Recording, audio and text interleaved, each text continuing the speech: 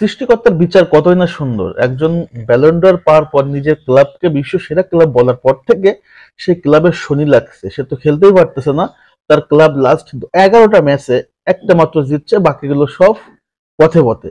আর একটা প্লেয়ার যে কিনা ব্যালন ড'র সর্বশ্রেষ্ঠ দাবিদার ছিল, গত সিজনে যে ফুটবল বিশ্বের রেকর্ড উলটপালট করে দিছে, তাকে ব্যালন ড'র দেওয়া হয় না, কিন্তু ফিফা দ্য বেস্ট তাকে কিন্তু দেওয়া হয়েছে। এবং সে very first time FIFA the best award পাওয়ার পরের দিনেই সে কাতারের লুসাইল স্টেডিয়ামে ফিফা ক্লাব বিশ্বকাপ, যেটা আগে নাম ছিল এখন ইন্টার কন্টিনেন্টাল, এবং সেই ম্যাচে ম্যান অফ দ্য ম্যাচ হয়েছে, ট্রফি জিতছে এবং বছরের সেরা ফুটবলার হয়েছে।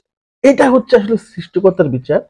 এবং সেও কিন্তু বলছিল যে Real Madrid is number one club in the world, এবং সেটা বলার পরের দিনই কিন্তু ভেরি ফার্স্ট যে রিয়াল মাদ্রিদ চ্যাম্পিয়ন হলো এবং সেও ম্যান অফ দ্য ম্যাচ হলো। সো পার্থক্য আসলে এখানে, ভিনিসিয়াস জুনিয়র এবং রদ্রিগের পার্থক্য আসলে এখানে আপনারা কিন্তু বুঝতে পারছেন। এবং গতকালকে কাতারের দোহাতে ম্যাচটা ছিল পাচোকার সাথে, এবং এই পাচোকার দলটা হয়তো অনেকে চিনেন, অনেকে চিনেন না। এটা হচ্ছে মেক্সিকোর একটা ক্লাব।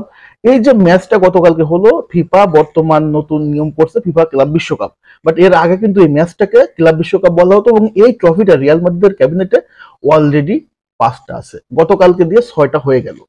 এবং ম্যাচে দেখেন, এই ম্যাচে রিয়াল মাদ্রিদ শুরু থেকে দাপট দেখাবে, এটাই স্বাভাবিক। এবং যেহেতু পাচুকাচ্ছে রিয়াল মাদ্রিদ যোজন যোজন আগায় আছে, সব দিক থেকে পারফেক্ট। বাট রিয়াল মাদ্রিদ কনস্ট্যান্টের জায়গায় ইনজুরি, আবার এমবাপ্পে লাস্ট ম্যাচে আসলে একটু কি বলে আপনার আতলান্টার সাথে একটু ইনজুরি পড়ছে, তো যার কারণে আসলে একটু সংশয় ছিল, এমবাপ্পে ডাউনফল ছিল যে খেলবে কি খেলবে না, ডাউট ছিল। বাট কোনো ডাউট ঠাউট আর কাজ হয় নাই, গতকালকে ম্যাচে ফার্স্ট থেকে খেলছে। এবং শুরু থেকে আসলে রিয়াল মাদ্রিদের দুর্দান্ত আক্রমণ, বল কন্ট্রোল, মিডফিল্ড কন্ট্রোল এবং পাচুকাকে আটকায় রাখার প্রবণতা রিয়াল মাদ্রিদ কিন্তু শুরু থেকে দেখায়। তবে পাচুকাও কিন্তু আসলে ছেড়ে কথা বলে না, কারণ ফাইনালে উঠছে তারা। রিয়াল মাদ্রিদ দোকার যেই হোক না কেন, তাদেরকে তো অবশ্যই একটু না একটু থ্রেট দিবেই, এবং সে থ্রেট তারা মোটামুটি যখন সুযোগ পাইছে দিয়ে গেছে। এবং রিয়াল মাদ্রিদের গোলটা যখন আসে, ভিনিসিয়াস জুনিয়রের একটা ক্রস থেকে এমবাপ্পের গোল, এই যে এইখানে আসলে এমবাপ্পেকে যে ভিনিসিয়াস জুনিয়র বলটা দিল, এবং এই বলটাতে ভিনিসিয়াস জুনিয়র চাইলেই গোল করতে পারতো, কিন্তু সে কি করলো, দলের সাথে এবং এমবাপ্পেকে আরো কনফিডেন্ট বুস্ট আপ করার জন্য এমবাপ্পেকে বলটা দিল, এবং এমবাপ্পে কিন্তু গোলটা করলো। এই যে একটা প্লেয়ারের, টপ প্লেয়ারের পার্থক্য, টপ প্লেয়ারের বৈশিষ্ট্য কিভাবে হয়, একটা প্লেয়ার যখন দলের জন্য নিজে অনেক কিছু স্বার্থ ত্যাগ করে, তখন কিন্তু একটা প্লেয়ার সেরা হয়, সকলের কাছে হলো মধ্যমণি হয়। সে যে আসলে গোলটা স্যাক্রিফাইস করলো, সৃষ্টিকর্তাকে তাকে বঞ্চিত রাখবে, আসলে রাখেও নাই। দ্বিতীয় গোলটা করছে রদ্রিগো, এবং রদ্রিগোর যে গোলটা করতে, সেখানে আবার অ্যাসিস্ট করছে কে, এমবাপ্পে। এই যে ভিনির কাছ থেকে শিখে এমবাপ্পে কিন্তু দলের জন্য এই যে প্লেয়ারদের ভিতরে টিমমেটদের সাথে একটা আন্তরিকতা তৈরি করতেছে, এবং সেখান থেকে রদ্রিগো যে চমৎকার একটা ফিনিশিং করছে, ওইখানে আসলে তার ওই টাইমে বলটা অন্য জায়গায় দেওয়ার সুযোগ ছিল না, কারণ ওই সময় তার শট করা উচিত ছিল, তাছাড়া তার আশেপাশে কেউ ছিল না, কারণ প্রতিপক্ষ প্লেয়ার তার সামনে দাঁড়াইছিল। ওখান থেকে শট এবং দুর্দান্ত একটা গোল রদ্রিগোর। তবে গোলটা নিয়ে সংশয় ছিল যে অফসাইড কি অফসাইড না, পরে চেক করে দেখা গেছে যে আসলে বলটা সে গোল বরাবরই মারছে, বেলিংহামকে মারে না, কারণ বেলিংহাম কিন্তু অফসাইড জোনই ছিল, সে তখনই আসলে নিচু হয়ে যায়। তো যার কারণে এটা অফসাইড না, এবং শেষ সময় একটা পেনাল্টি পাই, কারণ ভাস্কের যখন বল নিয়ে আক্রমণ যায় তাদের ডিবক্সে, তাকে ফাউল করা হয় এবং তখন পেনাল্টি। এবং রিয়াল মাদ্রিদের ফার্স্ট পেনাল্টি টাকার ভিনিসিয়াস জুনিয়র, এবং সৃষ্টিকর্তা ভিনিসিয়াস জুনিয়রকে হতাশ করে না, এবং সেখানে সে গোল করছে, দুর্দান্ত গোল করছে। এবং রিয়াল মাদ্রিদকে ষষ্ঠবারের মতো ইন্টারকন্টিনেন্টাল কাপ জিতাইছে ভিনিসিয়াস জুনিয়র, যে ভিনিসিয়াস জুনিয়র লাস্ট নাইটে কাতারের দোহাতেই ফিফা দ্য বেস্ট হয়েছে, ভেরি ফার্স্ট ডেই সে নিজের ক্লাবকে চ্যাম্পিয়ন করছে এবং নিজে ম্যান অফ দ্য ম্যাচ হয়েছে এবং সেরা প্লেয়ার নির্বাচিত হয়েছে। এটা হচ্ছে একটা সেরা প্লেয়ারের পার্থক্য, কোথায় রুবেরি আর কোথায় হচ্ছে জেনুইন, এটা হচ্ছে ভিনিসিয়াস জুনিয়র।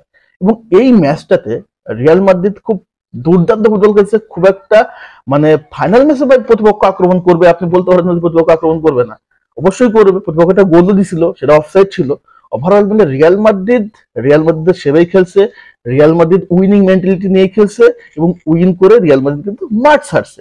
এই ম্যাচে প্রত্যেকটা প্লেয়ার দুর্দান্ত খেলছে। যদি আমি ধরে ধরে বলি, গোলকিপার থিবো কর্তা থেকে শুরু করে ফ্রাঙ্ক গার্সিয়া, তারপর হচ্ছে এদিকে আমরা যদি দেখি ভাস্কেসও দুর্দান্ত খেলছে, রুডিগার তো সবসময় সাধারণ, আমি চুয়ামেনিকে আসলে একটু বলবো, চুয়ামেনির ওই full time up to the mark পায় নাই। মিডফিল্ডে জুড বেলিংহাম মাথা নষ্ট খেলা খেলছে। তারপরে যদি দেখি আসলে ভিনিসিয়া জুনিয়র, রদ্রিগো, এমবাপে, এদের ত্রয়ীটা ছিল আসলে সত্যিকার তো অসাধারণ। ভাস্কেসও দুর্দান্ত খেলছে। ওভারঅল মূল একটা টিম ওয়াইজ রিয়াল মাদ্রিদ তাদের সিস্টেমেটিক খেলা খেলে, কার্লো আনচেলত্তি নির্দিষ্ট প্ল্যানে খেলে রিয়াল মাদ্রিদ পাচুকাকে 3-0 গোলে হারায়া চ্যাম্পিয়ন হয়ে গেছে। সো খেলাটা আসলে রিয়াল মাদ্রিদ ওন করে, ডিজার্ভ করে উইনটা। দ্যাটস ওয়াই পৃথিবীর সেরা রাজকীয় ক্লাব হচ্ছে রিয়াল মাদ্রিদ। এমবাপ্পে পিএসজিতে থাকার পর শুধুমাত্র লিগ টাইটেল ছাড়া কিছু জিততে পারে না, বাট রিয়ালে আসার পর একটা ক্লাব বিশ্বকাপ বা কন্টিনেন্টাল এবং আর একটা উয়েফা সুপার কাপ জিতে ফেলছে। আফসোস করে যে কেন এতদিন রিয়াল ছেড়ে আমি ছিলাম হচ্ছে কিসে, পিএসজিতে। বেলিংহাম ভেরি ফার্স্ট ইয়ারে এসেই কাপ জিতে ফেলছে, এনরিক এসে 2টা কাপ জিতে ফেলছে। রিয়াল মাদ্রিদ আসলে এটাই। তো আলোচনা এতটুকুই। যারা যারা ফুটবলকে ভালোবাসেন, Real Madrid, Barcelona, Brazil, Argentina, যারা যে ফুটবলকে ভালোবাসেন না কেন, যদি ফুটবলের সকল নিউজগুলো পেতে চান নিরপেক্ষভাবে আমাকে ফলো করতে পারেন এবং ইউটিউব থেকে দেখলে সাবস্ক্রাইব করতে পারেন। সবাইকে ধন্যবাদ, ভালো থাকেন, সুস্থ থাকেন, আল্লাহ হাফেজ, আসসালামু আলাইকুম।